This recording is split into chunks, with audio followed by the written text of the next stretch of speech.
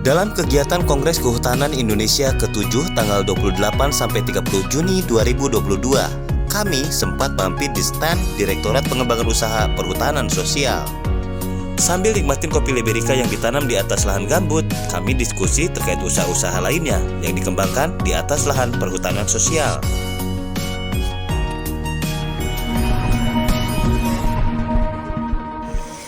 Masih dengan Raja Karya, pemimpin masa depan, dan sekarang saya sedang berada di Kongres Kehutanan dan ada Pak Jack Tumiwan. Pak Jack, apa kabar? Baik Pak, senang kita bertemu di kongres ini Pak. Suka kopi apa Pak Jack? Ya paling kita mau cobain kopi Kalimantan nih, kayaknya top banget. Kita tanya ya. Ya. Nah, Bang, izin nanya nih ya. Ini kopi apa sebetulnya? Ya, jadi pertama-tama saya perkenalkan diri dulu. silakan. Ya. Saya Priyatna, saya bagian dari Direktorat Pengembangan Usaha Perhutanan Sosial. Apa itu? Itu bagian unit eselon 2 di Kementerian LHK, yang dimana unit eselon satunya adalah Direktorat Jenderal Perhutanan Sosial dan Kemitraan Lingkungan. Jadi latar belakang terkait kopi-kopi yang ada di booth kita ini, di booth Direktorat Jenderal Perhutanan Sosial dan Kemitraan Lingkungan, adalah kopi agroforestry. Nah, mungkin pada saat sekarang ini sebelum dijelaskan masih bingung. Iya, mewakili Masih yang melihat tayangan ini teman-teman di daerah. Ya. Apa sih agroforestry? Kopi agroforestry. Kopi agroforestry. Jadi saya jelaskan terkait kopi agroforestry ini adalah poin pentingnya, agroforestry itu adalah suatu sistem penanaman yang dimana disebut wanatan nih. Jadi Wanatan ada loh. tegakan. Nah, di bawahnya itu ada tanaman-tanaman daur pendeknya. Tanaman-tanaman yang ada dinaungi oleh tanaman tegakan pohon. Kenapa disebut kopi agroforestry di sini? Pertama, terkait kopi agroforestry itu berada di area lahan perhutanan sosial. Oh, saya jadi ingat deh perhutanan sosial. Sekitar hutan. Di dalam hutannya. Jadi kawasan perhutanan sosial itu sekarang lagi ramai Pak Jack. Bahkan dari jutaan hektar, target berapa nih harus kita dorong juga. Saya lanjutkan ya. Di dalam kawasan areal di mana perlu digarisbawahi, kawasan areal yang diberikan akses legal oleh Menteri LHK. Ya. Ada itu ya untuk mana masyarakat Ya. Pengelolaan hutan perhutanan sosial. Pengelolaan hutan dalam kurung Perhutanan sosial. Untuk masyarakat yang ada di sekitar hutan. Gitu. Fungsinya ada dua. Pertama, meminimalisir adanya deforestasi. Karena perambahan banyak dilakukan oleh masyarakat sekitar hutan yang tidak diberikan akses masuk, sehingga masyarakat itu masuk untuk merambah. Ya. Itu untuk meminimalisir. Yang kedua, diberikan akses tersebut untuk masyarakat dapat mengelola hutan, di mana ada kegiatan untuk perekonomian, kesejahteraan masyarakat di sekitar hutan itu. Oleh karena itu, turunan dari SK pengelolaan hutan perhutanan sosial tersebut adalah terbentuknya KUPS, Kelompok Usaha Perhutanan Sosial. Salah satunya adalah komoditi yang kita bawa di sini. Ada kopi yang dominan, kopi, dan juga ada madu KHBK-nya. Bukan, madunya madu apa? Madu kelulut, madu Asli, Pak? asli dari hutan. Hutan mana? Hutan di seluruh Indonesia yang pengelolaannya perhutanan sosial. Ya, khususnya hutan yang ada di dalam kawasan perhutanan sosial. Boleh diperjelas itu lagi? madu hutan, produksi yang disebut madu kelulut. Ya. Nah, ini ada di areal di Kendilo, Kalimantan, itu ada di sana. Kemudian juga madu ada di hutan di Sumatera, gitu. Ya, tersebar semuanya di areal perhutanan sosial. Jadi kita bisa kerjasama loh, petani. Saya UKM. sempat ke di sana ada madu sialang dan madu kelulut di Kabupaten Meranti juga. Aku seneng banget ke Meranti itu. Kenapa kalau Meranti dibangun, Pak Jack, ini sedikit ya. Dia kan pariwisata nih, saya mau nembak nih. Kalau Meranti dibangun, Pak Jack, itu dekat dengan Singapura, dengan Malaysia, itu gerbangnya ke sana, Pak Berarti Jack. kita bisa ekspor dong bersama Lebih dekat lagi. perhutanan sosial. Iyalah, di Di sana situ pakai semua kok. sebagai presiden UKM Indonesia, saya Tuh, bisa geser lagi. kerjasama. Pak Jack, sampaikan. Ya, jadi saya sebagai Jack Teman, sebagai Presiden UKM IKM Nusantara bisa bekerja sama dengan perhutanan sosial untuk mengembangkan petani-petani pelaku usaha di pinggir hutan. Ya, itu dia. Nah, terus bagaimana sekarang judulnya kok tiba-tiba kopi nih? Ya. Kopi lagi nih, balik lagi ke kopi nih. Jadi tren saat ini masih kopi yang mendominasi. Memang sebaran di perhutanan sosial secara data itu 77% sebaran kopi yang ada di KUPS yang dalam kawasan perhutanan sosial. Salah satunya yang saya bawa di tingkat tapak dan petaninya di sini itu adalah yang dari Kalimantan Barat, Kayong Utara. Dengan spesifikasi karakter kopi, dia karakter Liberica. Liberica ya? Liberica. Baru lagi Liberica baru dengar gitu. Nah, itu dia. Ada mendengar Robusta. Betul.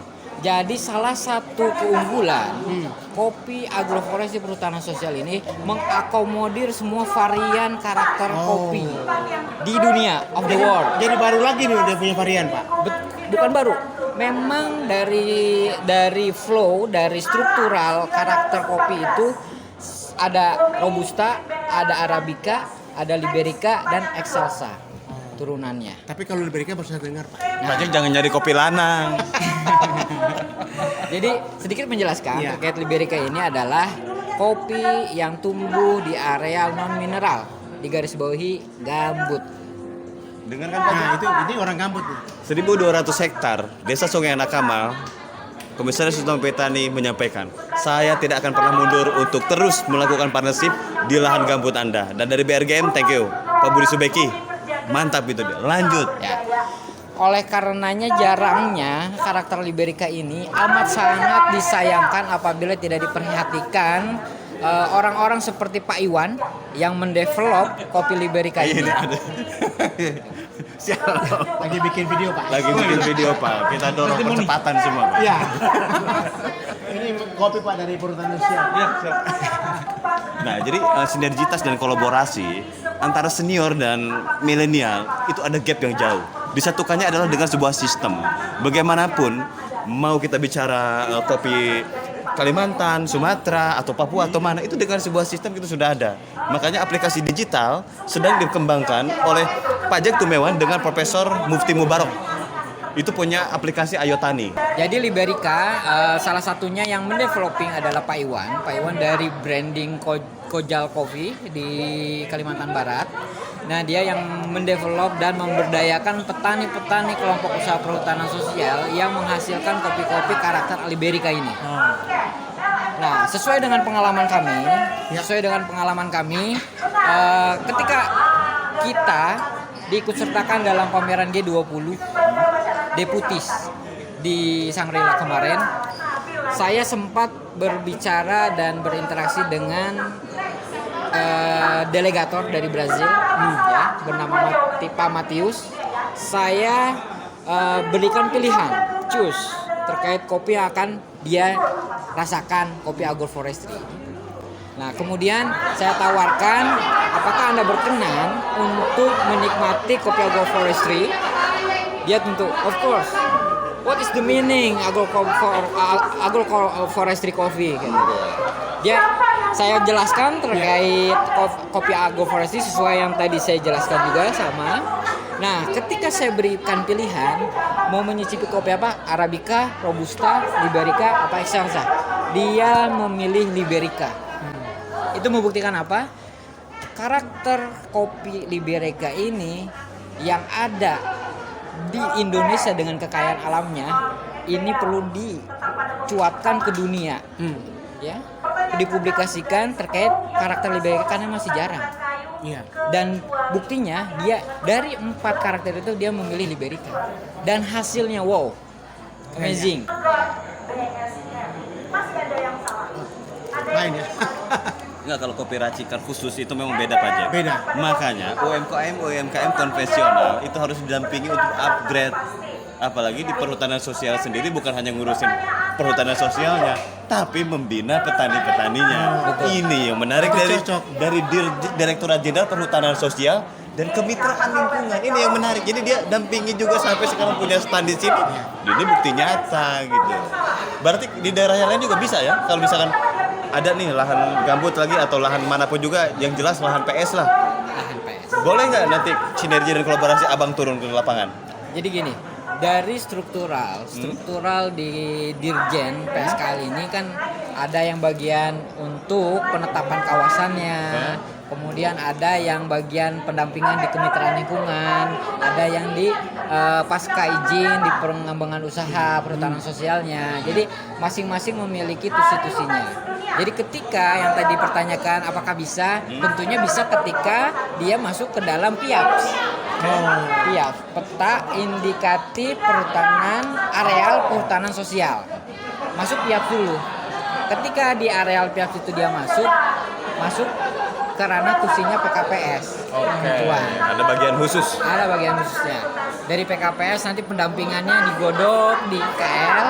Kemudian setelah izin keluar, nanti pasca izinnya di Direktorat Pengembangan Usaha Perhutanan Sosial. Oke, paham sekali. Sekali lagi kita ada peluang kerjasama. Iya, jelas. Gitu. Pajak ada berapa hektar yang sudah masuk? Itu 800 hektar. 800 hektar. Tuh. Dan kalau PS kan, Ya.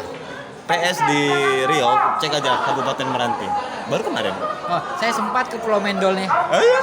Iya. Ketemu siapa Di sana? kegiatan Forest Investment Program 2. Nah. Jadi ada dana program hibah di Forest Investment Program 2 itu. Jadi dia subkomponennya begitu. Ke pemberdayaan masyarakat terkait bisnis usahanya gitu, penggerakan untuk menjamin kesejahteraan mereka gitu. Bantuan-bantuan. Nah, kalau di dalam posisi itu PT Tani masuk sebagai off-taker-nya masyarakat. Luar biasa. Kalau begitu, kami memang ingin menyambungkan para KUPS ini dengan off-taker. Saya sebagai Komisaris Utama PT Tani menciptakan PT Tani sebagai off-taker-nya masyarakat di pesisir dan di lereng-lereng gunung. Dan terutama ada perhutanan sosialnya. Kita tahu permasalahan perhutanan sosial itu harus dengan hati kita luruskan. Makanya kami lebih menyiapkan pada kesiapan petani-petaninya itu. Bagaimana mereka siap menjadi petani yang taat waktu. Gitu. Makanya berbulan-bulan boleh dicek Desa Sungai Anak Kamar itu ada prototip kawasan pertanian terpadu. Itu lahan BRGM kita tanami. Nah, tapi dari BRGM sendiri malah ayo jalan aja. Bagus itu ya. Terima kasih ya BRGM. Gitu. Nah, terus closing statementnya sedikit ya. Harapan ke depan, apakah memang bisa di semua PS ini ada pengusaha lokal nih, pengusaha lokal di satu desa ada PS di sana, pingin nanam lebrika ini, boleh nggak hubungin kemana nih mereka cari ininya, cari resource-nya?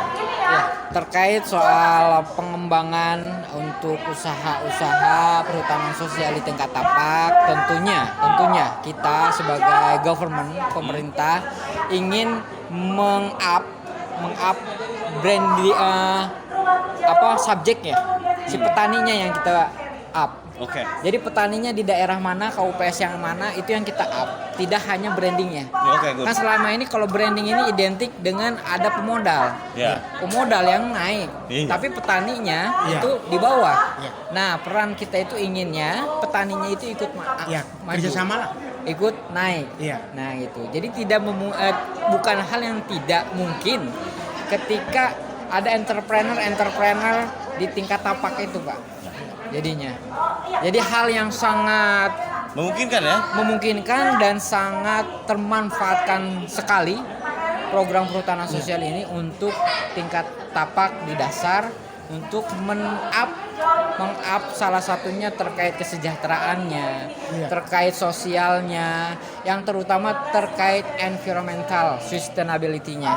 Itu dia. Itu. Oke. Terima kasih Bang atas Supaya waktunya. kelestariannya terjaga. Dan ini Pajak closing statement sebagai Sekjen APAI, Asosiasi Pengusaha Pariwisata Alam Indonesia, sebagai Presiden UKM Indonesia, dan mendapat warisan dari almarhum Kyai Abdurrahman Wahid dengan didaulat sebagai Presiden BKUPET, Badan Kerjasama Usaha Indonesia Tiongkok. Apa mungkin kita bisa lempar kopi ke luar negeri sana? Silakan, Pak. Jadi sekali lagi Pak Elhan, bahwa kopi Indonesia sangat diminati oleh seluruh dunia.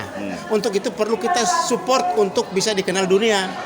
Di situ sekarang ada peluang untuk bisa kerjasama. Saya mengundang teman-teman milenial di seluruh Indonesia untuk turun gunung, untuk turun ke kampung-kampung, untuk turun ke desa-desa, untuk mengembangkan kopi dan sejenisnya. Ada tadi bilang madu dan lain-lain. Kenapa tidak? Dan itu duit, Pak. Rupa Ibu Menteri bilang ini duit, bukan omong-omong. Duit Pak Jack. Duit, benar duit. Jadi Nah, peluang untuk dapatkan nih. duit dari milenial ya kita bisa Kita kerjasama. influencer bebas-bebas aja ngomong. Banyak teman-teman ASN itu yang kemarin aduh gua udah nggak ini lagi katanya, udah nganggur. Itu Pak Jack bidikannya. Jadi ada motivasi, ada inovasi untuk bisa kita kembang. Jangan kita langsung begini-begini aja. Harus berinovasi. Kalau enggak susah. Oh, lahan sudah ada di siap. Sudah dapat lahan, kita tinggal kerjasama. Kita panggil milenial dari ibu kota turun ke kampung, kerjasama dengan para petani supaya petani bisa keangkat. Oke. Gitu Pak. Oke, berarti kalau dari saya peranan off-taker PT sekarang apalagi ada undang-undang cipta kerja. Itu yang pertama yang harus diperhatikan. Terus PT perorangan juga udah dibuat. Maksimal 5 miliar itu masih bisa bikin PT perorangan. Siapapun bisa buat. Dan itu bisa dibicarakan dengan notaris-notaris yang berada di dekat-dekat aja. Kenapa? Biar legalitasnya jelas. Kenapa? Ketika ketemu legalitas dan legalitas itu akan ketemu peraturan sama peraturan yang lahirnya sebagai kebijakan dan SOP. Petaninya harus bagaimana, ininya bagaimana, aturan main lah gitu. Jadi Untuk mendapatkan informasi bagaimana Pak? untuk mendapatkan informasi gampang sekali. Hubungi kementerian terkait. Sekarang boleh cek di Google. Desa Sungai Anak Kamal, gambutnya udah mulai kita tanami. Dan itu investornya bukan luar negeri. Donornya bukan luar negeri. Kita sendiri. Dengan metode pembiayaan crowdfunding. Jadi pembiayaannya kami, PT Tani itu sebagai off-taker, kami yang mencarikan uang. Misalkan 1 hektar butuh 3 juta. 1 hektar 3 juta nih di Anak Kamal ya. Dari 1.200 hektar, 1 hektar 3 juta HPP-nya, harga pokok produksi. Saya cuma perlu 3 orang, Pak Jack, Abang, saya. Kita kumpulin duit 3 juta. 1 hektar, kita kumpulin lagi duit. Akhirnya ya 200 hektar, insya Allah 2 tahun kemakan. Begitu. Senang bisa bertemu Bapak. Dengan Bapak Ya. siapa ini? Saya Priyatna. Priyatna Iya, dari? di Direktorat Pengembangan Usaha Perhutanan Sosial. Oh, Iya. Ini ada menarik. Pak Jack, kita nikmati lagi kopi ini. Ya, ada lagi. Nikmati lagi Pak Jack.